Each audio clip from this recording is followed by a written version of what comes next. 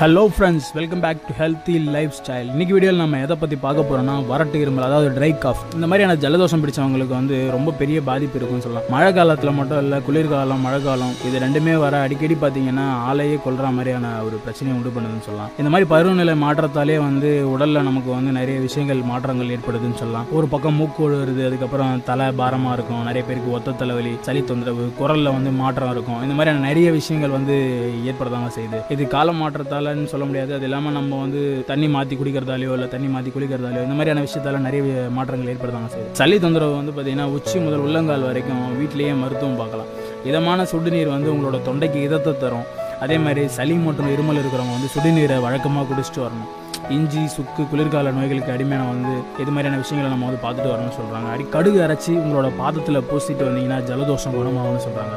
மூக்கில் வந்து இடவிடாது சளி ஒழுகிக்கிட்டே இருக்கும். நிறைய பேருக்கு பார்த்தீங்கன்னா மூக்கிலேருந்து தண்ணி மாதிரி ஒழுகிட்டே இருக்கும். இந்த மாதிரியான நபர்கள் வந்து வெற்றிலை சாறு 2 சொட்டு எடுத்து மூக்கில் விட்டால் சளி வந்து அப்படியே நின்றுடுன்னு சொல்கிறாங்க. பெரியவங்களுக்கு சளி பிடிச்சதுன்னா தலை பாரமாக இருக்கும். அதே மாதிரி சின்னவங்களுக்கு சளி பிடிச்சுன்னா மூக்கு அடைச்சிக்கிட்டு சுத்தமான துணி அப்படி இல்லைன்னா பஞ்சு அப்படின்னா சுடுநீரில் வந்து உப்பு கலந்து மூக்கை வந்து துடைக்கணும்னு சொல்கிறாங்க. இது மூலியமாக உங்களோட மூக்கடைப்பு நீங்கன்னு சொல்கிறாங்க. குழந்தைங்களுக்கு சளி பிடிச்சிச்சுன்னா முருங்கைக்கீரையும் உப்பையும் நல்லா கசக்கி 3 டீஸ்பூன் அளவுக்கு கொடுத்துட்டு வந்தீங்கன்னா இந்த சளிப்பு வந்து வாந்தியாக வெளியே வரும்னு சொல்கிறாங்க. அதே மாதிரி தேனும் லவங்கப்பட்டையும் இதில் ஒரு முக்கியமான விஷயத்தை பண்ணதுன்னு சொல்லலாம். காலையில் டைமில் நீங்கள் வந்து எழுந்த உடனே பால் கலந்த டீ அப்படி இல்லைன்னா காபி சாப்பிட்றதுக்கு பதிலாக சூடான தண்ணியில் லவங்கப்பட்டையை தூளாக்கி போட்டு அது கூட வந்து தேன் கலந்து குடிச்சிட்டு வந்தீங்கன்னா உங்களுக்கு தொண்டைக்கும் இதமாக இருக்கும். அதே மாதிரி உங்களோட சளி பிரச்சனைக்கும் இது ஒரு பெரிய ரிலீஃபாக இருக்கும்னு சொல்லலாம். இஞ்சியை வந்து அந்த லவங்கப்பட்டை கூட சேர்ந்து டெய்லி உணவில் சேர்த்து சாப்பிட்டு வந்தீங்கன்னாலும் உங்களோட சளி பிரச்சனைக்கு வந்து ஒரு ரிலீஃபாக இருக்கும்னு சொல்லலாம். அடுத்ததாக ஏலக்காய், சீரகப்பொடி. ஏலக்காயையும் சீரகத்தையும் தூள் பண்ணி அது கூட வந்து நெய்யை கலந்து காலையிலையும் மாலையிலையும் நீங்கள் சாப்பிட்டு வந்தீங்க உங்களோட சளி தொந்தரவு கட்டுப்படும்னு சொல்கிறாங்க.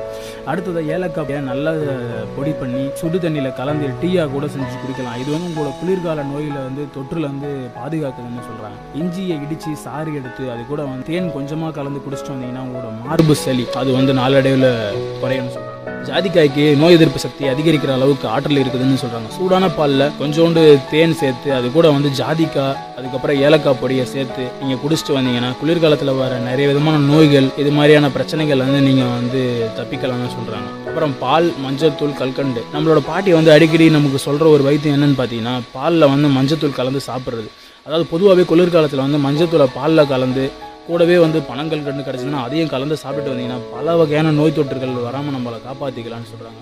மிளகை நல்லா இடித்து தூளாக்கி அது கூட தேனை கலந்து 3 முறை சாப்பிட்டு வந்தீங்கன்னா 2 நாளில் சளி மாயமாகும்னு சொல்கிறாங்க. தூதுவளை ரசம், சின்ன வெங்காயம். மழை காலத்தில் பனிக்காலத்துலேயும் பகல் வேலையில் தூதுவளை ரசத்தை வச்சு சாப்பிட்டு வந்தீங்கன்னா உங்களுக்கு ஜலதோஷம் பிடிக்கவே பிடிக்காதுன்னு சொல்கிறாங்க. அதே மாதிரி சின்ன வெங்காயம் வந்து உங்களோட சளியை முறிக்கிறதுக்கு பெரிய பங்கு வகிக்குதுன்னு சொல்கிறாங்க. இந்த சின்ன வெங்காயத்தை சின்னதாக நறுக்கி எண்ணெயில் போட்டு வதக்கி மிளகுத்தூள் கலந்து சாப்பிட்டு வந்தீங்கன்னா உங்களோட சளி நாளடைவில் கரையும்னு சொல்கிறாங்க. அதே மாதிரி மூக்கடைப்பு வந்து ஒரு பெரிய பிரச்சனை தாங்க. இந்த காலத்தில் பார்த்தீங்கன்னா மூக்கடைப்பு வந்துச்சுனாலே நம்மளால் மூச்சு விடுறதுக்கு ரொம்ப கஷ்டப்படுறோம். மூக்கில் வந்து ஏதோ வந்து அடைச்சிக்கிட்டு நம்மளால் வந்து எந்த ஒரு சுவாசிக்க முடியாமல் ரொம்ப ஒரு பெரிய பிரச்சனையாக இருக்குது. இந்த மூக்கடைப்புக்கு சரியை செய்கிறதுக்கு என்னன்னு பார்த்தீங்கன்னா ஓம விதையை வந்து உங்களோட துணியில் வந்து நல்லா முடிச்சு போட்டு கட்டி அதை நேராக மூக்குக்கு நேராக வச்சு அதாவது மூச்சு இழுத்து சுவாசிச்சுட்டே வந்தீங்கன்னா நாளடைவில் வந்து உங்களோட அந்த மூக்கடைப்பு வந்து தேர்ந்துடும் சொல்கிறாங்க. அதே மாதிரி இந்த தொண்டை பிரச்சனை, இந்த தொண்டை கரகரப்பாக இருக்கிறது, தொண்டை இருமல் இந்த மாதிரியான பிரச்சனை இருக்கவங்க வந்து பார்த்தீங்கன்னா சூடாக சாப்பிட்றது உங்களோட தொண்டைக்கு ரொம்ப விதமாக இருக்கும். ஜலதோஷம் பிடிச்சிட்டு இருக்க நேரத்தில் உங்களோட உணவுகளை வந்து செரிக்கிறதுக்கு ரொம்பவே யூஸ்ஃபுல்லாக இருக்குன்னு சொல்கிறாங்க. எண்ணெய் மற்றும் அது இல்லாமல் வாசனை பொருள் கலந்த உணவு, பால் சார்ந்த உணவுகளை நீங்கள் அந்த ஜலதோஷம் பிடிச்சிட்டு இருக்கும்போது தவிர்க்கிறது உங்களோட உடம்புக்கு ரொம்பவே நல்லதுன்னு சொல்கிறாங்க. வீட்டு மருத்துவத்தில் சளி தொந்தரவு வந்து ரொம்பவே சீக்கிரத்தில் கட்டுப்படணும். அதுக்கு கட்டுப்படலைன்னா மட்டும் நீங்கள் மருத்துவர்கிட்ட போகணுன்றது தான் என்னோட வேண்டுகோள். முடிஞ்ச அளவுக்கு நீங்கள் நான் சொன்ன இந்த டிப்ஸ் எல்லாத்தையுமே யூஸ் பண்ணிங்கன்னா உங்களோட இருமல், ஜலதோஷம், சளி பிரச்சனை எல்லாமே நாளடைவில் குணமாயிடும் தான் நான் சொல்கிறேன். நான் சொன்ன இந்த டிப்ஸ் உங்களுக்கு பிடிச்சிருந்தேன்னா கீழே இருக்கிற ரெட்டில் சப்ஸ்கிரைப் பட்டனை ப்ரெஸ் பண்ணி சப்ஸ்கிரைப் பண்ணிக்கோங்க. பக்கத்தில் இருக்கிற பெல் பட்டனை கிளிக் பண்ணிக்கோங்க. நம்மளோட சேனலில் இருந்து ரெகுலராக உங்களுக்கு ஹெல்த் சம்மந்தமான நிறைய டிப்ஸ் வந்துகிட்டே இருக்கும். மறக்காமல் சப்ஸ்கிரைப் பண்ணிக்கோங்க. நன்றி, வணக்கம். மீண்டும் அடுத்த வீடியோவில்